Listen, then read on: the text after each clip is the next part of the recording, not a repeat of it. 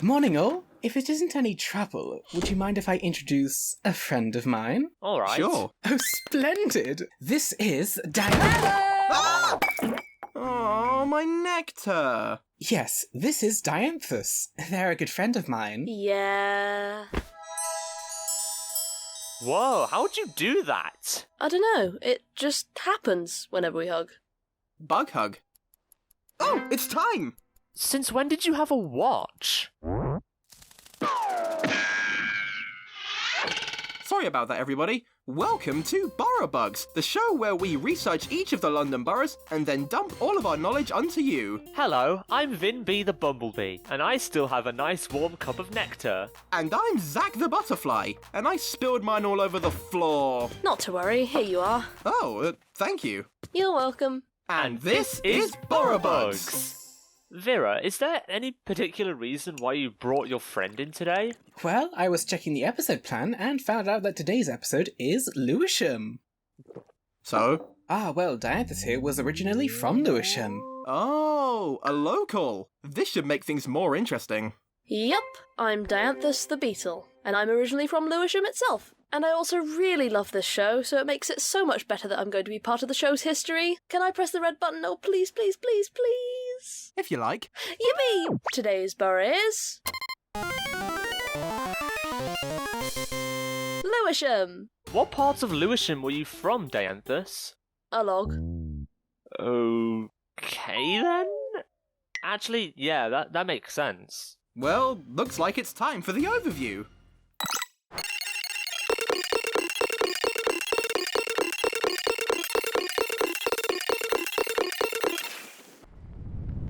Oh, I miss Lewisham. Sadly, I don't live there anymore. Now I live in the Midlands. Oh my god, same! Twin! Twin! Twin! Twin! Twin! You don't live in the north. I'd like to say something. A lot of places in Lewisham are incredibly multicultural. The borough's population consists of people from a huge variety of nationalities. It even won the title of London Borough of Culture in 2022. Ooh. I think we should take a look at the landmarks now. There's one in particular I'm really eager to talk about, and it's the first one coming up. Alright, let's.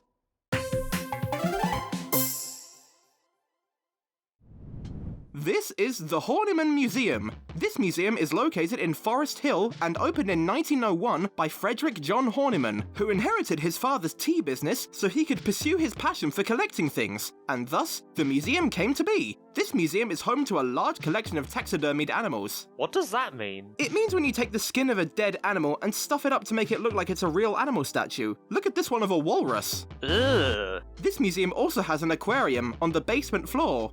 Fishy, fishy, fishy, fishy, fishy, fishy.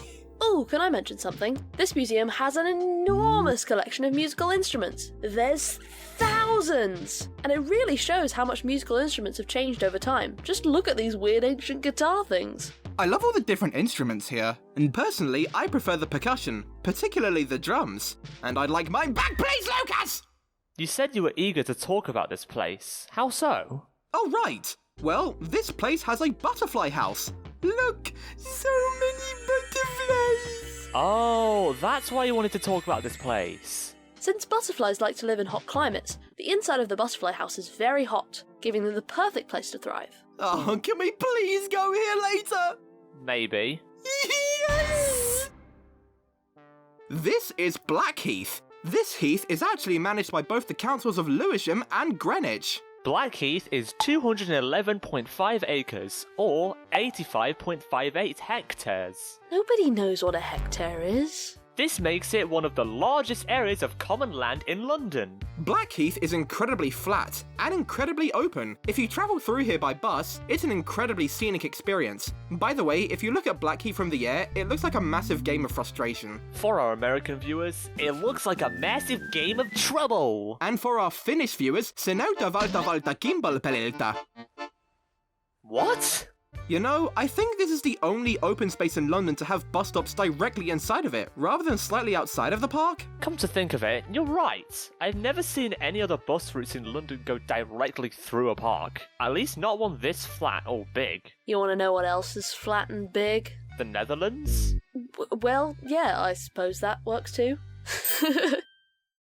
Lewisham has got a lot of interesting smaller structures, something you don't see often in places in London. Either that or you're not looking hard enough. In Catford, appropriately, there's a large cat structure on the sign for the Catford Centre. It's become a tourist attraction just because of how bizarre it is. In St John's, an old phone box has been converted into a library, and there's actually a few of these around the UK. Do you live near one? You best hope there's a phone book in at least one of those. And these two houses have been painted in a way so that they look like two people's bodies. This mural has earned the nickname of his and hers.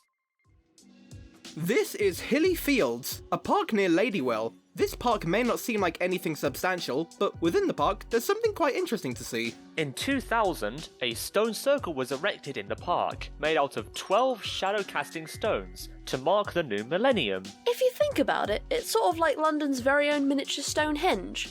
Albeit, this one's not ancient, but it's well on its way to having a midlife crisis. The stone circle also acts as a sundial. When the sun shines down onto the stones, and they cast a shadow, and then it points in the direction where the hour... It doesn't matter. The point is, it can be used to tell the time if you so want to. By the way, if you do decide to come here, take a look at the view. It's honestly kind of nice.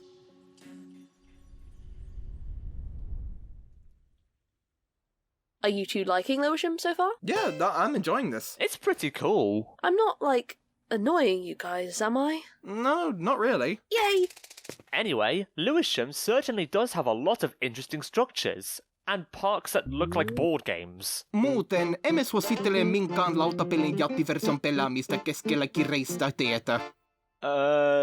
Yes. Anyways, let's take a look at the transport of Lewisham.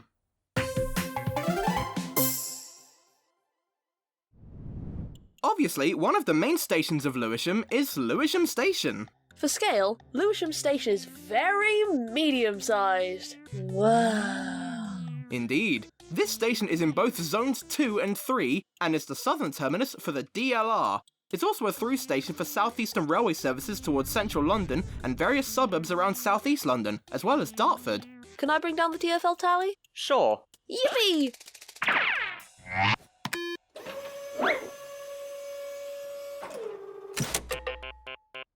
Wow, the Overground wins today with 6 stations, and the DLR only has 2. I honestly thought there were more DLR stations in this borough. I suppose not. Also, might as well show which Overground line it is.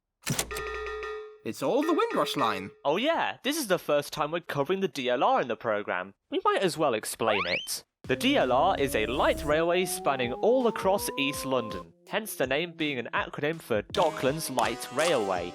The DLR has been split into 3 routes, all coloured a different shade of teal. The line, which looks vaguely like the actual colour of the DLR, starts in Beckton and goes to both Stratford International and Tower Gateway. The line with the lighter teal colour starts in Woolwich Arsenal and also goes to Stratford International. However, this one goes to Bank instead. And the line with the darkest shade of teal starts down in good old Lewisham and heads up towards Bank too, but only goes as far as the main Stratford station instead. Sometimes it will go to Stratford International during peak times. Very interesting. The darker line also has an interesting service pattern with West India Quay Station, but that's a story for another time. What national rail services run through this borough? Well, we already mentioned South Eastern, but alongside that, you have Southern Railway and Thameslink, and by extension, the Overground. 2 stations on this line were once part of the East London line, New Cross and New Cross Gate, which are so close to each other you can walk between each of them in just under 10 minutes.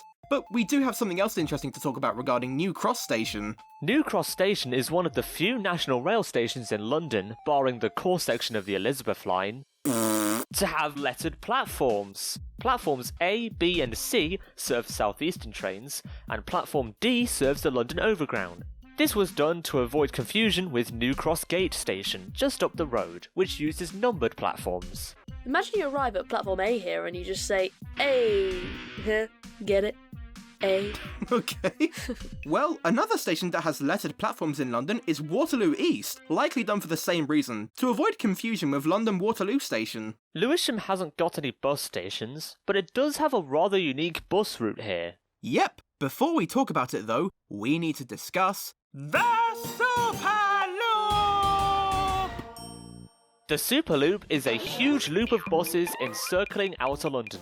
all numbered like numbers on a clock, with a few exceptions. SLs 1, 2, 3, 5, 7, 9 and 10 are the radial routes that encircle the capital. SL2 stops at the Woolwich Ferry, as there's no way for it to get to the other side of the river. Bus routes don't usually run on the ferry. And SL3 stops at Thamesmead, about 4 kilometres in the opposite direction. SLs 4, 6, 8, 11, and soon to be opened, 12, are the orbital routes, not a part of the actual loop. Another orbital route is the BL1. This is the route we're going to talk about. BL1? BL1? Huh? Is that funny? Not really. Oh. The BL1, affectionately called the Bakerloop, 1 is a technically temporary bus route in which its whole gimmick is that it's meant to follow where the Bakerloo line would go if it were extended. The places it stops at include Waterloo, Elephant and Castle, Burgess Park, Old Kent Road, New Cross Gate, and Lewisham. Like I just said, this route follows the Bakerloo line extension that's been promised for years. Literally nobody knows if it's ever being built. Why don't they just build it? What's stopping them? Elementary, my dear Dianthus. The extension is an incredibly ambitious project, and there's 3 factors holding them back. 1. They need to get money. Extending a train line is an incredibly expensive venture, and in 2017, it was estimated that the extension would cost between £5 billion and £8 billion. Compare that to the Northern Line extension, where it only cost just over £1 billion, mainly due to the smaller scale of that extension. 2. The geology of South London. The tough soil in South London is a lot harder to tunnel through than the clay soil in North London, making tube construction a far more difficult job. 3. Other priorities regarding the trains themselves. The 1972 tube stock is now over 50 years old as of 2026, and it's part of the reason why the Piccadilly line is getting new trains, as those trains are starting to show their age as well. Sadly, it's safe to say that the Bakerloo line extension is not going to happen for the time being, and they even want to extend it further down to Beckenham and Hayes. It does make you wonder if it's ever going to happen at all. Well, I'll go and build it myself. I'll show them. No, you won't. Yeah, you're right, sorry. Trivia!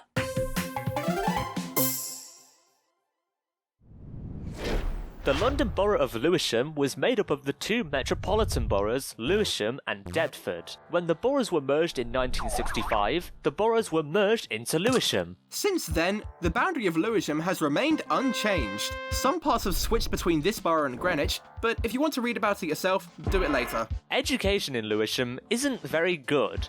Lewisham is the 3rd worst performing borough for level 3 qualifications. If you don't know what that means, it's to do with A-level grades. It's essentially a diploma. In 2019, the percentage of 19-year-olds in Lewisham who lack a level 3 qualification is an alarming 42%. Lewisham's population in 1801 was just under 17,000. 100 years later in 1901, the population shot up to 217,000.